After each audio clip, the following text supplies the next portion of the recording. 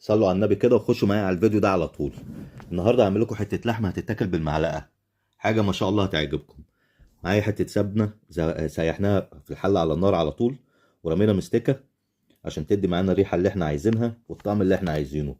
قطعنا اللحمه كيوبسات زي ما انتم شايفين كده، وهنسيبها تنزل ميتها وتستوي معانا لحد ما تتكرمل وتدينا الديمجلاس اللي احنا عايزينه.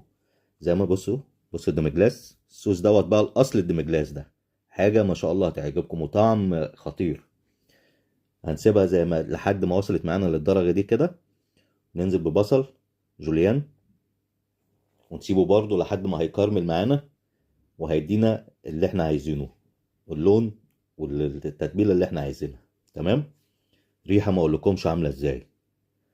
ننزل بمعلقه توم صغيره زي دي كده، زي ما انتم شايفين. احلى حته لحمه بتدوب في البق واحلى طعم. جزرايه متقطعه جوليان زي ما انتم شايفين كده، وهنسيبهم برضو لحد ما يتبالوا معانا.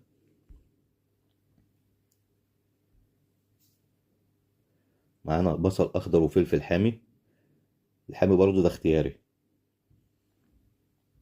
حته لحمه هتدعولي عليها بصراحه، انا مش بشكر في نفسي، بس هو ده اللي انا بقوله من الاخر يعني. حاجه هتعجبكم ان شاء الله. نبتدي بقى نبهر اللحمه بتاعتنا. ننزل بالفلفل الاسود،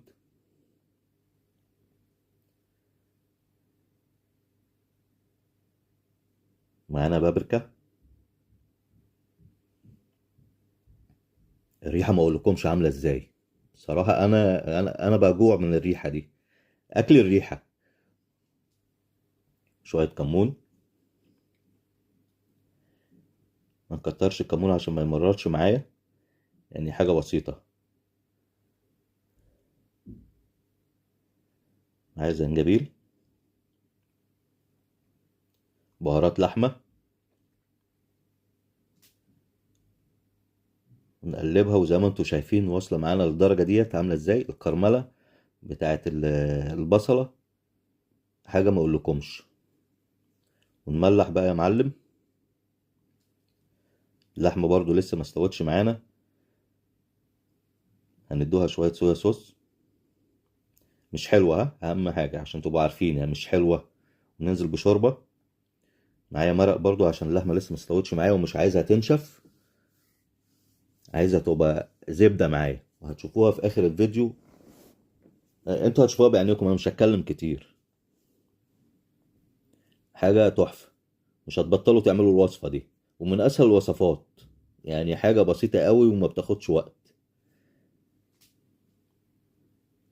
نغطيها برضو بعد ما نحط الشوربه، تاخد وقتها معانا زي ما انتوا شايفين. هتيجي بقى احلى طبق لحمه بالصلاه على النبي. مش هتعملوا غير الوصفه دي بقى، مكرمله وطعم وتحفه وخرافه. اعملوا الطريقه ديت وادعولي وتصلوا على النبي في الكومنتات. ونشوفكم على خير في الفيديو الجاي معاكم. مطبخ مرجان.